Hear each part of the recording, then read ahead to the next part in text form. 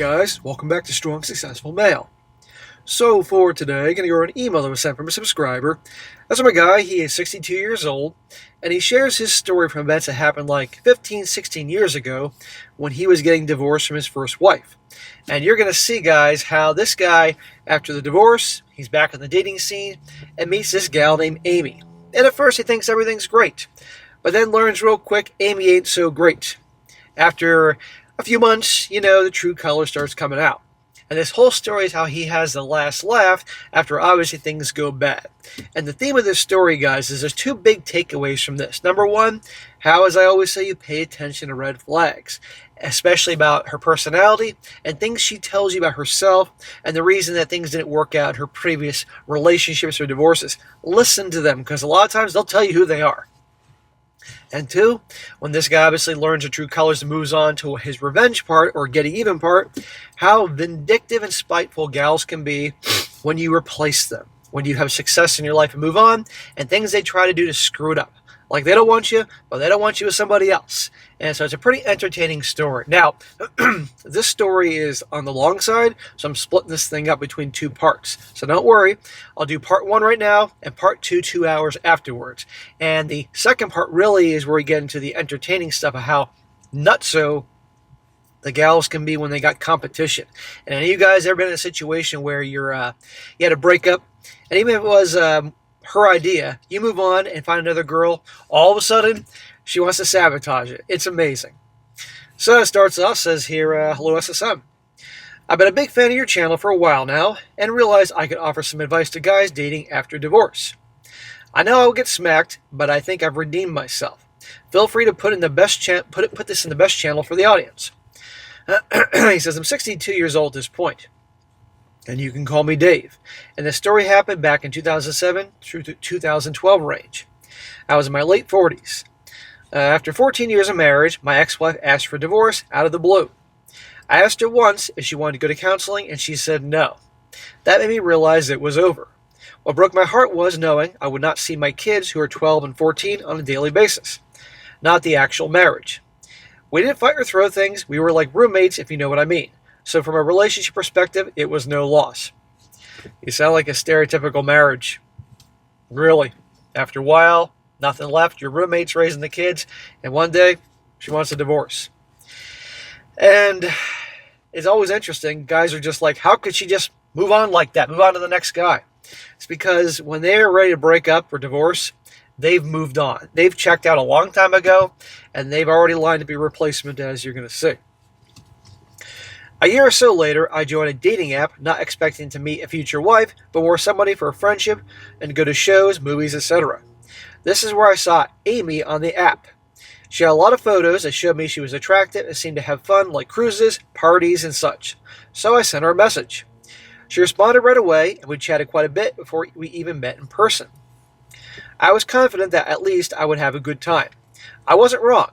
She was gung-ho to try or do anything, as she didn't have any experience with any of my hobbies: ATV riding, rock climbing, and camping. As I got to know her, I found out that her ex-husband Jim was an NFL quarterback for 9 seasons. Holy crap. So bro, you gotta email me and let me know who her ex-husband is in real life, because obviously he's being vague here for privacy. This was strangely playing into what I should have noticed, but did not. I made sure it was serious, so after about a year, I told my kids. So when I called my ex-wife to tell her about Amy, that's when she said, oh, I'm dating someone too. I'm dating Joe. The light bulb went off in my head. Joe worked for the same real estate company my ex-wife did. After he met me, he bought an ATV and went riding with us all the time. Well, now I knew why. Did I care? Not at all, since she was so far behind me in the rearview mirror. In other words, you were getting divorced because she was cheating on you with Joe. And if she wasn't cheating physically, believe me, everything was lining up to be that way. And this is the guy that you hung out with. Shocker. But you know what? You're free. Joe lived across the street from my kids' school. Since I traveled for work consulting, the kids often went to Joe's house to do homework and after school if Mom was working. A lot of things started to add up for sure. Feel free to smack me. Did they hook up before the divorce? Probably, but I didn't care anymore. She was all his, and I stored all that in my memory bank for future use. Yeah, you were that done that you didn't even care. But you know what? If she's a cheater, and probably Joe's a cheater, eventually he'll be cheating on her, or it's just not going to work out. Amy, the now girl he's seeing from the dating app, had two sons living with Jim in Southern California, and she had survived Hurricane Katrina in New Orleans by literally swimming out of her building. One son was a freshman, and he had the makings of an NFL quarterback. At 6'4", a cannon arm, and her other son was a junior with an undersized defensive line sack machine. The oldest was very mature and had his life planned together, and I eventually helped him get a scholarship of making his highlight DVD and sending it to many schools. The youngest child was a handful. He was a freshman and knew he was the shit around school, and he was already on the varsity roster as a freshman. In other words, he was a fucking douchebag. He would eventually be nationally recruited and didn't need my help. Amy and I would drive 8 hours to LA many Fridays to see them play, and things were really fun. My kids liked both of them, and the fact that we didn't have to Brady Bunch the family made it fairly stress-free. Things were definitely going well, but I should have listened, and I mean really listened to why she divorced an NFL quarterback, but my blinders were on. Okay, it's been over a year now. He's having fun with her. He said she's good looking. I'm sure he's enjoying. Think about it. If he's been married for 14 years before and things had worn down that much, I guarantee this guy wasn't getting any ass, wasn't happy, and now he's back on the horse, hooking up with this good looking woman, even though she was a single mom. I tell you, he's divorced and a single mom, even though the kids were all out of high school at that point. But still, there's reasons for this. And now he's going to find out why she got divorced, but it's like, nah, it doesn't matter. We moved into a rental house and lived there for 1 year. One day, as we drove around town, she told me her old house with Jim was for sale. Not to buy, but she just wanted to see it. The house was very nice, on 5 acres with a bass pond, pretty much out of a magazine. As we walked around the property, she went on and on about how she did this, mowed that, took the kids fishing, etc. Looking back, it was like she was getting irritated all over again. I was thinking, what could have possibly ruined this idyllic life that they had?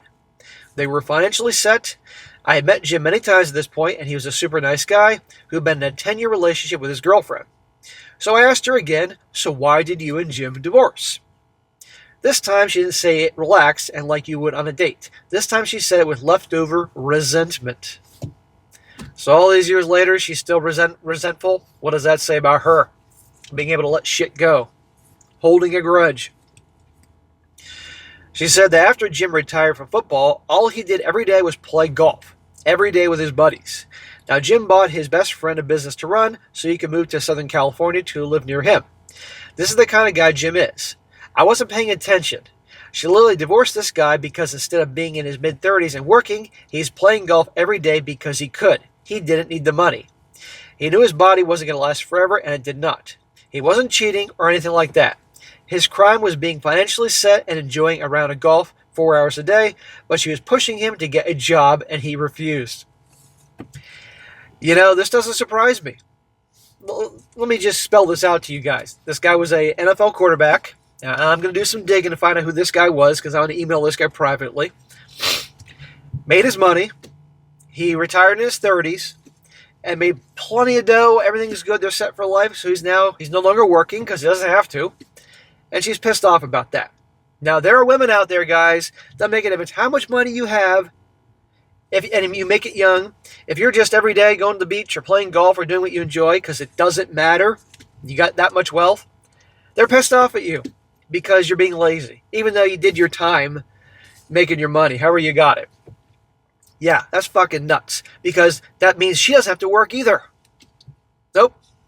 Yeah, this tells you something about it. And there are women like this, guys. You know, you're sitting around all day, in their mind, sitting around all day, screwing around. You should be out there getting a job or doing something. But here's the thing. At the end of the day, the drive, the grind, the purpose, that's attracted to women. So even if you got tons of money, if you got $10 million in the bank and you're pretty good for life, you know, well, they're thinking, shit, you should be busting your tail to have $20 million in the bank or $50 million or $100 million. Yes, lots are like this. But anyhow, that's a big red flag about her. Anyhow, he says, SSM, I don't know why I didn't register. Smack me. Yeah, smack. It didn't register because you're in the relationship fog. It's been a year or so. You have the hots for her. You're enjoying the loving. That's why it didn't sink in. You're thinking, she'll be different with me, as many guys do. I should have realized right there, and your audience should heed this advice. Listen to why they divorce. Really listen. I think now reasons like we drifted apart should send you running. If Amy grew tired of being financially set with a very nice guy, a good father, because he didn't want to live the life that she wanted him to live, I should have realized my time would come soon, and it did come. Of course, people don't change. After a year of renting, I decided to buy another house. So Amy put some money, only about 10% of the amount, but she was on the loan and the deed. Are you fucking crazy? Smack! So, you mean she added 10% towards the down payment and the closing costs, and now she's now on the deed and the loan? Are you nuts? It is not worth it. You could have found that money someplace else for that 10%. Now watch what happens. I learned the hard way. Do not do this if you're not married. You'll be better off rolling in a gasoline fire. We bought the house in March, and for the first year, things were fine. Yeah, he's doing this, and I'm married. But in May, the following year, so 14 months later, while watching a mutual show together, out of nowhere, I'm moving out. I was blasted. I couldn't believe it. I wasn't even sure if it was about us. I said, what? She was furiously twirling her hair, doing like that, not looking at me. She says, we've drifted apart. And I said, huh? She said, you want to tour the country watching NASCAR. I was like, what? We went on one race together in Talladega, and I had a great time. There you go. Just like that, she's done with you. She's bored. You're not really making something of yourself in the way she thinks you should be making something of yourself. You should have listened about the divorce, and now she owns 10% she owns a portion of the house, whatever, how that's divvied up, and you're not even married. She rattled off about 3 or 4 things that were just nonsense. She moved into the bedroom downstairs and stayed there for a while until she found a place to move. I was devastated this time. I really thought this had potential, but it still kills me I didn't pay attention. But now it's the real estate crisis. So we're in 2008 or 9 or something like that. And in California, where it really got hit hard. And even though I was in California and I had already bought the house after a free fall, it was still lower in value, and I was now underwater. I was going to have to write a check to her and the bank to get out of this house. It was extremely stressful. I couldn't get her off the loan, and she rightly wouldn't quit claiming the deed with her name on the loan. I was stuck. There you go, man. That's what you get for thinking with your dick instead of your brain. I know, but many guys do this. I got to point that out, and he knows this. So she moved out, and I decided that after 2 failed substantial relationships, I was going to go into therapy on my own. I still held on to the house and told her I was working on it, but selling was definitely looking likely.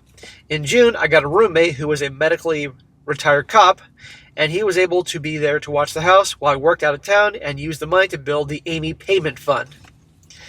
Now, Amy did attend a couple of my sessions when I asked, so we were still talking. But then in August, a major fire burned down 65 homes, including most homes around me. By a miracle, the fire teams had saved my house, but for a while. I thought it had burned down. Amy called me when the fire was closing in and I wasn't home. I was dropping my son off with Mom, and she was able to run and rescue my personal computer with family photos and a couple valuable guitars that I owned. Through the process of recovering from that, even though my house was fine, and he says fine in quotes, it still sustained over $100,000 in damage. And I'm sure that was fun trying to get the money from the insurance company. So Amy and I kept talking through that process, and we started seeing each other once again. Smack! You're going to start seeing her again, are you nuts? The fire by chance was on the same day that Katrina hit 4 years earlier, so it brought us back together. He says, smack, I know, yeah, I'm done smacking you at this point. We maintained 2 different residences until a year later when her lease ran out and the roommate left. Thankfully, at that same point in time frame, the Obama Housing Act had passed and I was able to refinance the loan even though I was underwater. So the house was now mine in a loan indeed when Amy moved back in. I knew I would never do that again, neither should you. What made you think it was going to work out this time that didn't work out before? She's still the same person, dude. This lasted for about a year when it was clear we got along well enough, but being together wasn't going to work. Shocker. This time it was not devastating. Fool me once, shame on you. Fool me twice, shame on me. She bought a house about 15 minutes from me, and for about another year we hung out from time to time until that ended. In other words, she was the friends of benefits. I'm really hoping this girl was hot. He sent me a picture of the future girl, who was a little blonde, little hottie, who, well, Amy here is not going to like too much, but I don't know what the fuck Amy looked like around that time frame. She may have been the best piece of ass she ever had for dealing with all this shit, and I'm sure she wasn't. And I thought after that that would be the end of Amy, but boy was I wrong, very wrong. After Amy, I went on a few dates, but nothing was serious at all. By now, me and my best friend started a band. I was 51 years old, and I was going to start a band for the first time since I was in college. That's awesome, dude. I dug out under the house, and the contractor that rebuilt my house 3 years earlier from the fire built a new soundproof rehearsal room, movie room. My buddy had a friend that played drums, and he was in a divorce, so he moved into Amy's old bedroom. While he figured his life out, I had been there before, so I paid it forward. I knew a guy who looked and sounded like Bon Scott, so we decided to create an AC/DC tribute band. Dude, that's sweet. AC/DC's always been one of my favorites. So we started learning AC/DC songs and doing band stuff, hanging out. We went to one of the bars in town that had a stage to scope out as a future gig. The drummer went to smoke, and we met two women that came over. There was no connection there, but they were fun. One night, I was supposed to attend a concert with one of my dates when she canceled. So I called one of the women that we had met if she wanted to go. We went to the show, and on the way back, she said, "Hey, my friend is going to play bass at that bar with a band that she knows. Do you want to see her play?" I said, "Sure, let's go." So we walk in, and that's when I see Sherry. Sherry's supposed to play bass with this band, and I just can't believe how gorgeous this woman is that I figure I have zero chance with. Okay, enter Sherry. Sherry, spoiler, becomes a big part of his life. Except she's not fucking nuts. He says Sherry is very petite, blonde, very pretty, and she's terrified. She's absolutely a nervous wreck about going up on stage. I tried to give her a few words of encouragement, but she pulled the plug and didn't follow through. So I said, "Look, I have a rehearsal room. My friends and I are starting a band. We are practicing next Friday. Come on over, we'll have a barbecue, and we'll practice and show you some songs." So would you be this generous if she was 350 pounds and acne all over her face, not so attractive? Probably not. But because she's a petite little blonde little hottie, come on over, no problem. He sent me a picture of her back then. Yeah, she's good looking. Sherry was separated for the last 2 years. She was going through a divorce herself with a complete asshole. More onto that later. She decided to learn to play bass to have something in common with her oldest son, who was learning to play guitar, and I really admired that. So now you're on with another single mom. But it sounds like these single moms, at least all their kids are out of the house. That's better than nothing, but still. Sherry and the friend did come over. It turned out to be a shit show as the friend got piss-ass drunk. It turned out to be a blessing because Sherry saw how I made sure she didn't hurt herself before she passed out. Me and my bandmates made sure she was okay while we had dinner. Sherry and I ended up flirting a little, and when the night ended, I said, "I have some photos of you. Give me your number, and I'll send them to you." She did, and over the next 3 months, we texted and flirted. But Sherry didn't want to commit to anything. She was still getting a divorce, and even though it had been 2 years since she was with him. No, let her get through the divorce, then you can move forward. She's taking shit slow, and you know what? She's smart to do that. A lot of women will be jumping right with the next guy. She's smart enough to take this shit slow because she doesn't want to get another bad relationship. And I respect that. So for 3 months, no dates, nothing. Just text and a call here and there. But the more it went on, the more I knew I really wanted something special with her. And the fact she was reciprocating gave me hope. So guys, we're going to stop here. I know you're like, what the fuck, dude? But we're going to stop here for a reason. And I'm going to come back in 2 hours where you're going to see, now that he's happy, now that you see that our guy here is moving on from Amy, watch how Amy comes back in the picture, who clearly had no interest in this guy anymore. Now all of a sudden, watch how Amy comes back in the picture, and now she wants this guy back because he's moving on to somebody younger and prettier and has her life together. And you're going to see just how vindictive and spiteful people like Amy can be, and our guy here gets to have the last laugh. You'll find this quite entertaining. So I'll see you in 2 hours.